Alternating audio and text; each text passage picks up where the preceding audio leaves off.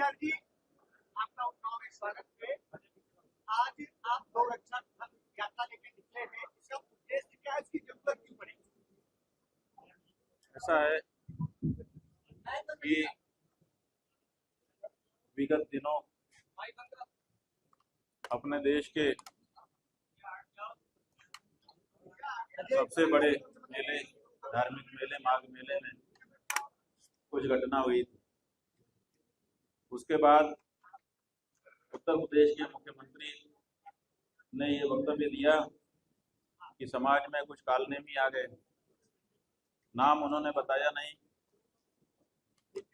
तो ये चिंता हुई कि अगर हमारे समाज में छद्मवेशधारी कालनेमी प्रकृति के लोग आ गए हैं तो उनकी पहचान होना और उनको समाज से बाहर करना जरूरी है।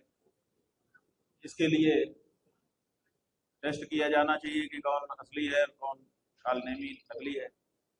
अंदर से राक्षस है, बाहर से अपने आप को साधु दिखा रहा है। हम लोग भी इसी तरह का अनुभव कर रहे थे, उन्होंने भी कह दिया, तो हम लोगों को लगा कि अच्छा मौका है, अब इस बारे में टेस्टिंग होना चाहिए। फिर ये हुआ कि किसकी टेस्टिंग सबसे पहले की जाए, तो ये हुआ कि उत्तर प्रदेश में जो सबसे बड़ा हिंदू हो, उसका दावा हो कि मैं सबसे बड़ा हिंदू, तो ये देखा गया कि जो आदित्यनाथ जी हैं वो शंकराचार्य से भी उसके शंकराचार्य होने का प्रमाण पूछ रहे थे। इससे बड़ा कौन हिंदू हो सकता है जो शंकराचार्य से भी शंकराचार्य होने का प्रमाण पूछ रहा हो।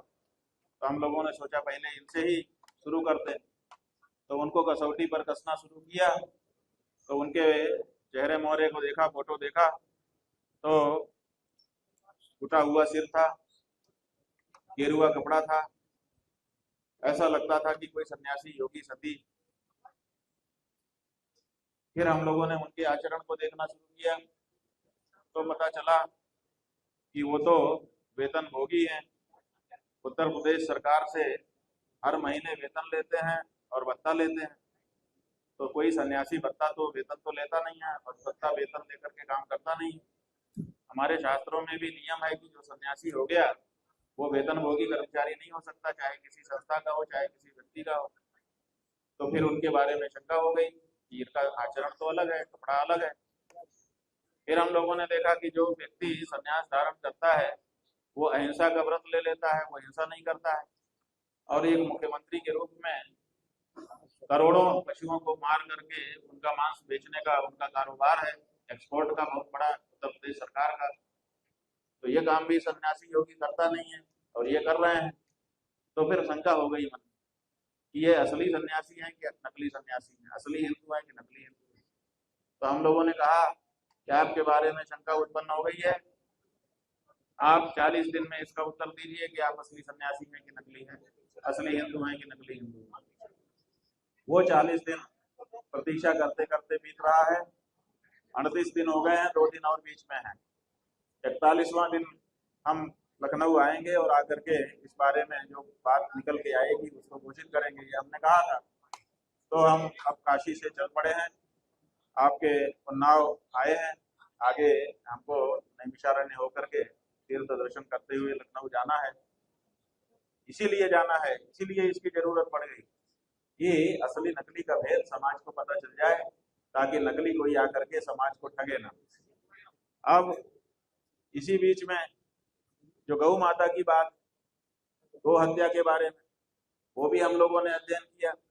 अध्ययन में ये निकल करके आया कि उत्तर प्रदेश ऐसा राज्य है जिसमें निरंतर जो हमारी देशी गौ माता है उनकी संख्या घट रही है। पिछली जो पशु गणना हुई है उस गणना से लेकर और उसके बाद से अभी तक जो आंकड़े उपलब्ध हैं और उनका जो प्रोजेक्शन हो सकता है उसके अनुसार 2012 से लेके अभी तक लगभग 18 से 19 लाख गायें कम हो गई हैं। तो ये गायें कम क्यों हो रही हैं, ये बड़ा प्रश्न है। और इधर बीफ एक्सपोर्ट में बीफ का निर्यात बढ़ता ही चला जा रहा है, 60% तक बढ़ गया है। यही नहीं, जो बीफ निर्यातक कंपनियां हैं उनसे मोटा चंदा भी भारतीय जनता पार्टी को मिल रहा है। अल्लामा समूह नाम की जो कंपनियों का समूह है, उस समूह के द्वारा पिछले वर्ष ही 1 नंबर में 30 करोड़ रुपए का चंदा भारतीय जनता पार्टी को दिया गया है। ये बात भी निकल करके आई। तो फिर ये लगा कि भाई ये क्या बात है, ये तो नहीं होना चाहिए। गौ भक्तों का वोट और गौ हत्यारों का नोट दोनों एक ही झोली में रखा जा रहा है। दोनों क्या एक झोली में रह सकते हैं? तो इस बारे में भी स्पष्टता करने का प्रश्न इस समय उपस्थित हो गया है। इन्हीं सब प्रश्नों के मद्देनजर हम लोगों ने सोचा कि एक धर्म युद्ध की घोषणा करनी चाहिए, ताकि धर्मी और अधर्मी अलग अलग होकर के एक दूसरे से लड़ना चाहे तो लड़े, धार्मिक धार्मिक ना लड़े और अधार्मिक अधार्मिक ना लड़े। तो इसीलिए धर्म युद्ध की घोषणा की गई है। 11 तारीख को उसका शंखनाद लखनऊ से किया जाएगा और अभी हम उसी के लिए जा रहे हैं। इसीलिए इस यात्रा का नाम गौ माता के लिए होने वाले धर्म युद्ध का शंखनाद यात्रा है। शंकराचार्य जी, कर्मचारी पर आज हमला हुआ है ट्रेन में यात्रा के दौरान। उन्होंने कहा कि हम अपनी जान टॉयलेट में जाके बचाएंगे, क्या कहेंगे? ऐसा है कि हम जब रायबरेली में प्रातः काल थे, उसी समय वहां के पत्रकार बंधुओं के माध्यम से हमको ये सूचना मिली। आश्चर्य हुआ, किसी के ऊपर ऐसा हमला दुखी ही करेगा। जो व्यक्ति अहिंसा को मानता हो, हिंसा में जिसका विश्वास ना हो, उसको दुखी हो। हमको फोटो दिखाया गया उनका, हमको देख करके दुख हुआ। लेकिन फिर जब जो अटेंडेंट है उसका वक्तव्य देख सुनाया गया, हमको बताया गया, वो कह रहा है कि जब तक शौचालय में जा रहे थे तब तक तो ठीक थे, निकलने के बाद से कह रहे हैं कि दिक्कत हो गई। फिर उनका वक्तव्य भी बताया गया, वो कह रहे हैं कि मैंने टॉयलेट में जा करके अपनी जान बचाई, जैसा कि आप भी कह रहे हैं। इसका मतलब है कि हमला टॉयलेट में नहीं, बाहर हुआ है। तो जब बाहर किसी ने देखा ही नहीं और रेलवे में हुआ है, रेलवे जो है केवल एक जगह से दूसरी जगह ले जाने के लिए आपसे टिकट का भाड़ा नहीं लेती है, बल्कि इस अंतराल में सुरक्षा का भी जिम्मा लेती है। इसके लिए एक अलग से रेलवे पुलिस बना हुआ है, जीआरपी। तो जीआरपी स्टेशन के ऊपर भी नजर रखती है कि कहीं कोई असामाजिक व्यक्ति तो नहीं आ गया है जो हमारे यात्रियों को खतरे में डाले। और हर ट्रेन में उनके चल दस्ते होते हैं जो घूमते रहते हैं और नजर रखे रहते हैं। सीसीटीवी का भी जमाना है, वो भी रहता है। ऐसी परिस्थिति में लोग मोबाइल रखे रहते हैं। आप देखिए, सब लोग मोबाइल निकाल के रिकॉर्ड कर रहे हैं। थोड़ी सी बात होने से तुरंत मोबाइल निकाल के लोग रिकॉर्ड करना शुरू कर देते हैं। ऐसी परिस्थिति में उनके ऊपर हमला हुआ, जानलेवा हमला हुआ जैसा कि वो कह रहे हैं, उसके बाद भी किसी ने नहीं देखा, केवल उन्होंने ही देखा, जिससे शंका उत्पन्न होती है। और उनका जो इतिहास रहा है अपराध का, वो भी बताता है कि आपराधिक इतिहास वाले जो लोग होते हैं वो अपने ऊपर स्वयं हमला करके अपने आप को विक्टिम के रूप में दिखाते हैं। तो इससे सिंपैथी गेन करना और साथ ही साथ सुरक्षा, जैसा कि उन्होंने पहले मांग भी की है थोड़े दिन पहले ही कि हमें सुरक्षा दी जाए, तो हो सकता है सुरक्षा प्राप्त करने के लिए, सिंपैथी गेन करने के लिए, अथवा ये जो शंखनाद यात्रा हमारी हो रही है इससे ध्यान भटकाने के लिए जनता का ये प्लान किया गया हो। लेकिन हमारा इसमें इतना ही कहना है कि उनको सुरक्षा देनी चाहिए, प्रदेश सरकार को उनको पूर्ण सुरक्षा, जितने में उनको संतोष उतनी सुरक्षा देनी चाहिए। और वो जो आरोप लगा रहे हैं उसका जवाब न्यायालय में उनको हम लोग दे रहे हैं। अलग से हमको उनके ऊपर हमला करके चुप कराने की जरूरत नहीं है, क्योंकि हमने कहा है कि जो झूठा आरोप होता है वो अंततः झूठा ही सिद्ध होता है। हाँ, क्या सवाल है?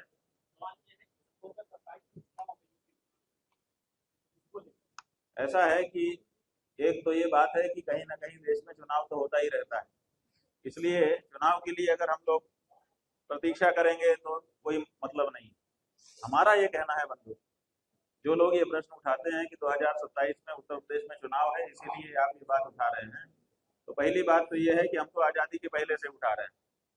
हमारे पूर्वज उठाते रहे, जब हमारा समय आया तो हम इस बात को उठा रहे हैं, इसलिए चुनाव से इसको जोड़ना नहीं चाहिए।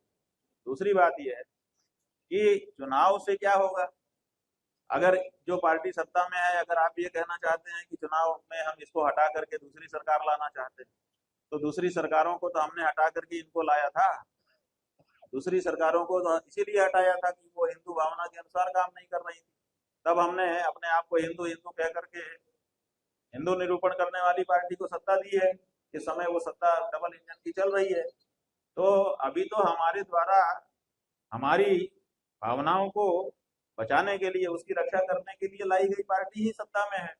तो हमको दूसरी पार्टी की क्यों जरूरत है? हम तो इन्हीं से मांग रहे हैं कि भैया आपने कहा था हम हिंदू पार्टी हैं, गौ माता की रक्षा करेंगे, आप गौ माता की रक्षा कर दीजिए। लंबा समय हो गया, अब बर्दाश्त नहीं होता है।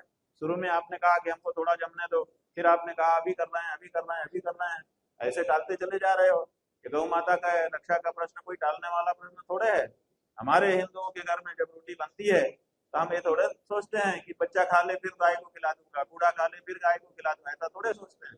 पहली रोटी गाय की निकाल देते हैं, उसके बाद फिर बूढ़ा हो चाहे बच्चा हो चाहे भगवान ही क्यों ना हो, बाद में उनको परोसते हैं। उसी तरह से गाय का काम पहले नंबर पे आप लोगों को कर देना चाहिए था, आपने नहीं किया। लंबा समय लगा दिया, 1 टर्म 2 टर्म 3 टर्म। आपके ही नेता ने कहा कि तीसरी बार प्रधानमंत्री बना दीजिए, हम लोग हथियारों को उल्टा लटका के सीधा कर देंगे। अब आप तीसरी बार भी बने हुए हो, आप क्यों उल्टा लटका के सीधा नहीं कर रहे हो? तो क्या हमको वोट वोट देते समय ही हमारा महत्व होता है?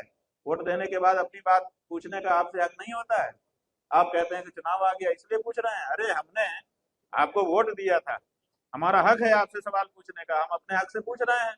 और आपसे, आप इस समय सत्ता में हो, आपसे पूछ रहे हैं। जिस समय जो सत्ता में आएगा अगर उसने कोई वादा किया होगा तो उससे भी हम सवाल पूछेंगे, इसमें क्या करा दिया? पूर्व की सरकार की ऐसा है कि हमने कहा है कि वही हमारा भाई है, गौ माता जिसकी माई है। तो जो गाय को माँ कहेगा, माँ का सम्मान देगा, वो हमारा भाई होगा। हम ये नहीं देखेंगे कि वो किस पार्टी का है और किस जात का है, हम ये देखेंगे कि गाय को माँ मानता है कि नहीं। जो हमारी माँ को माँ कहता है वही हमारा भाई होता है, और जो हमारी माँ को माँ नहीं कहता है वो कितना हमको कहे प्यारे भाइयों बहनों, हम उसके भाई बहन नहीं।